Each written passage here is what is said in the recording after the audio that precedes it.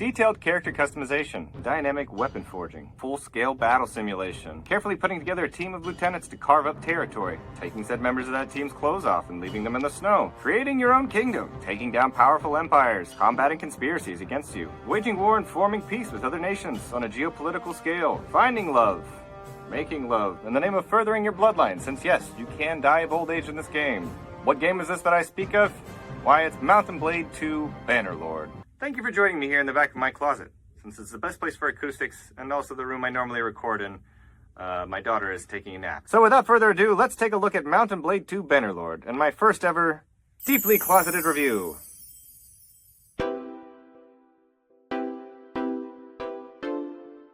You'll be fine.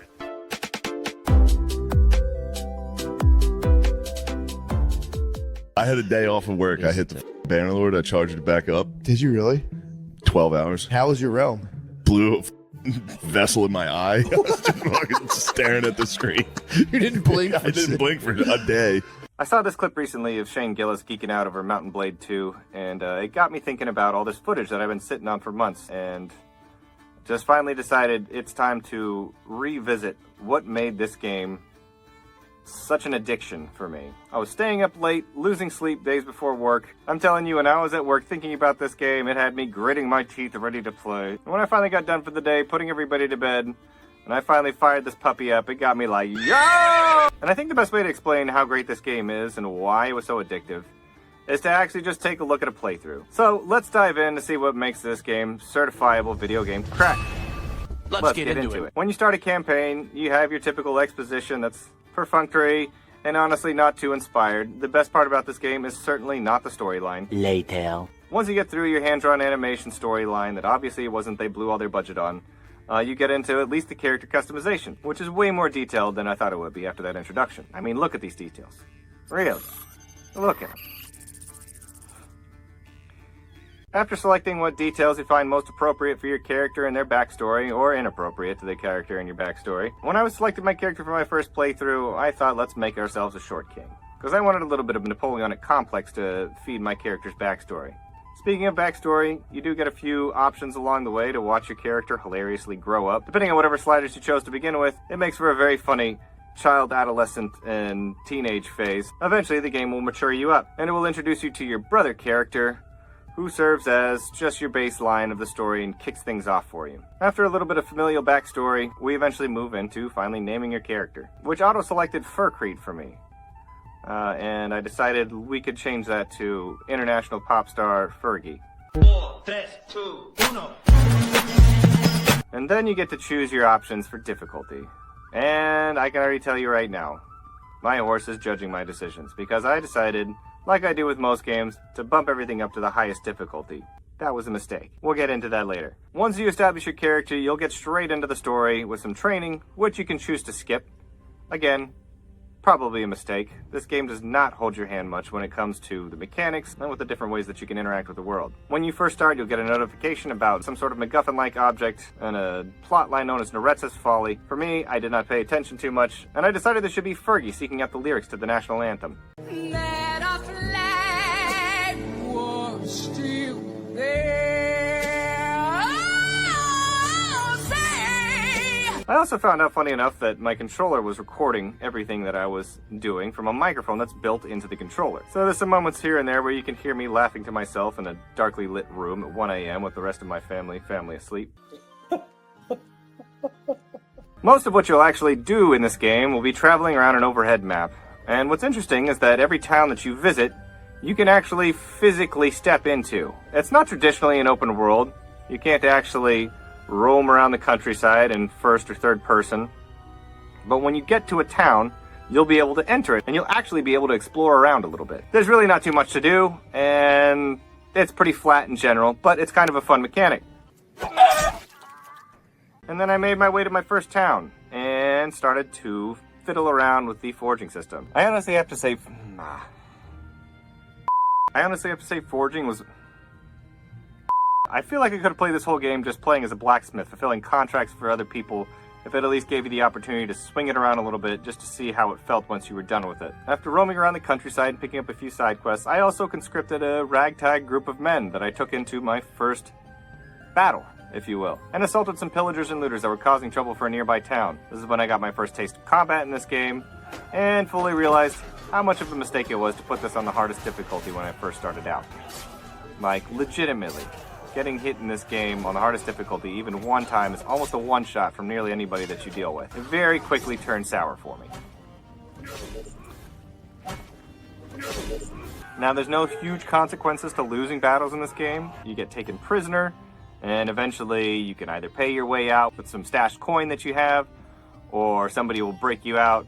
Ultimately, it's not necessarily a game over to lose a battle. But I typically would save scum and work my way out of whatever situation I was in, if not try the battle all over again until I got a desired result, meaning a victory. Eventually, I worked my way north to a town and completed my first side quest, which was delivering some hogs.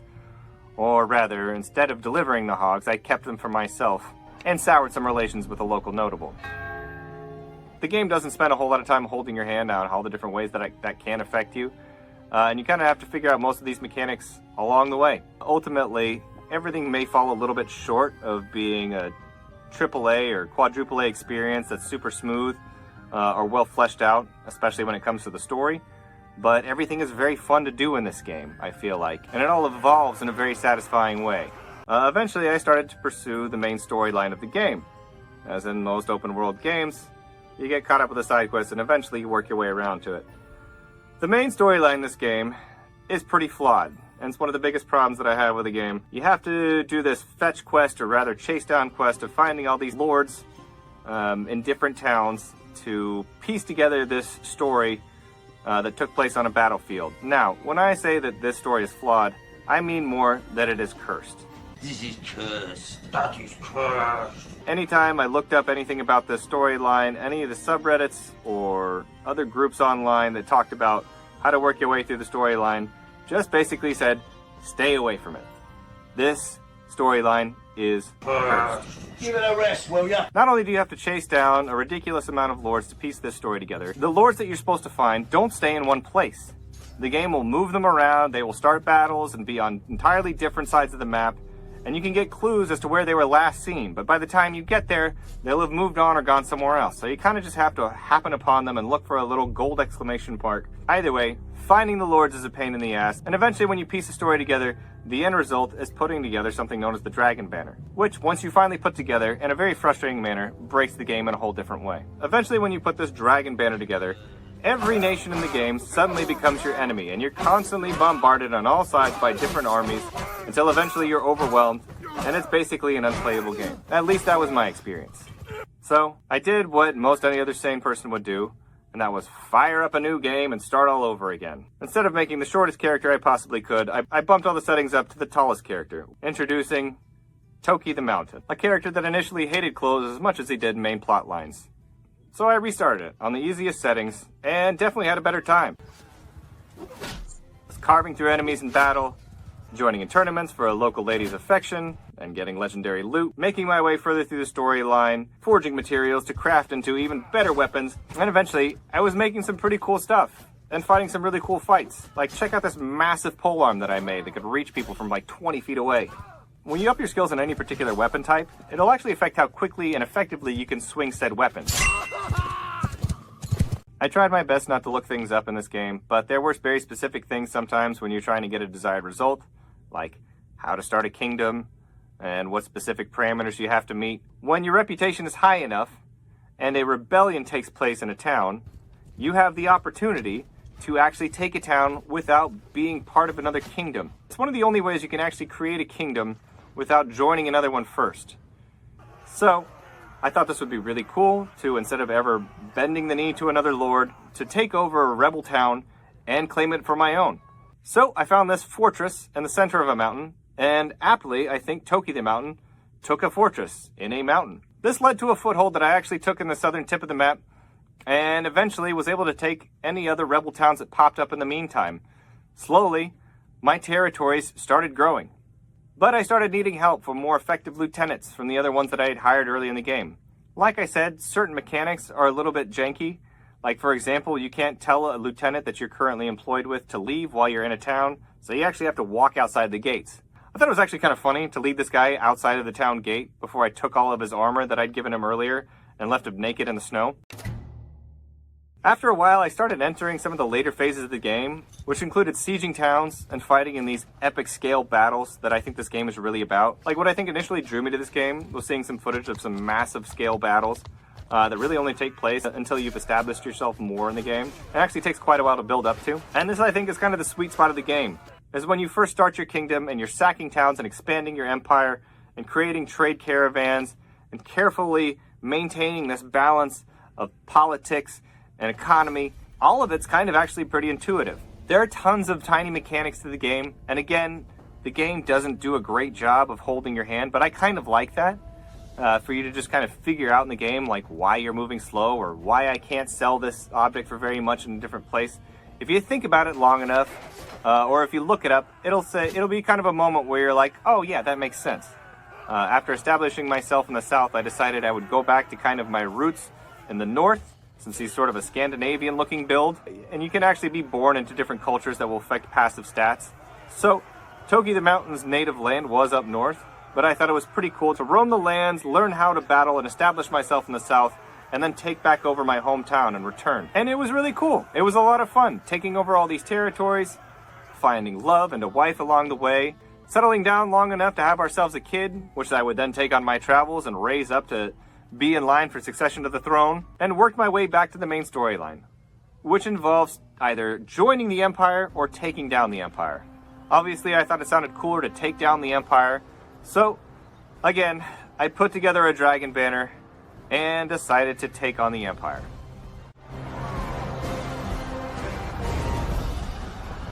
This was a mistake.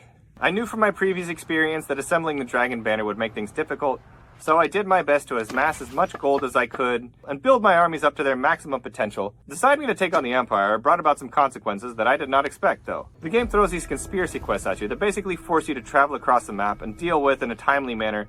Otherwise, eventually there's going to be some other negative consequence that you don't want to deal with. Either way, I found myself kind of distracted from building up my kingdom and strengthening it to go deal with these side quests and quelling these conspiracies before they had any sort of other negative effect on me.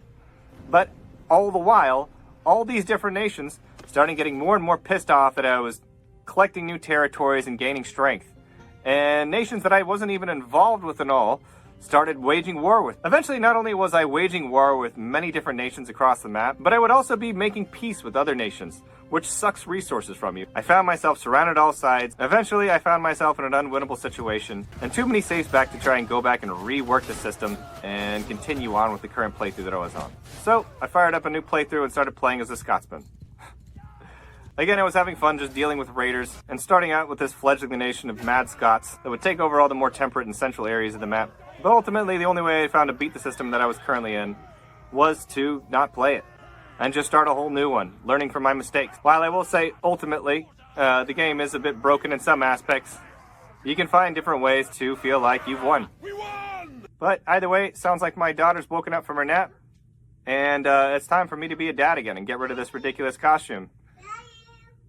Yeah, you want to see what Dad's doing? You're not even surprised by this at all, are you? You want some fruit snacks? Daddy! Yeah, this is yours. Yeah, it's yours. It's here. All right, I'm sorry. I'm going to quit being your usurper here and crown this queen. Either way, it's a great game. It's worth checking out if you get a chance to devote a significant portion of your life to and deal with the many frustrations that it has to offer. I think ultimately there's a very rewarding experience to this game. But if I was to put it on a scale of 10, I'd give it, I don't know, 7.5 fruit snacks out of 10. Either way, hope you guys enjoyed the video. See y'all next time. Bye. Bye.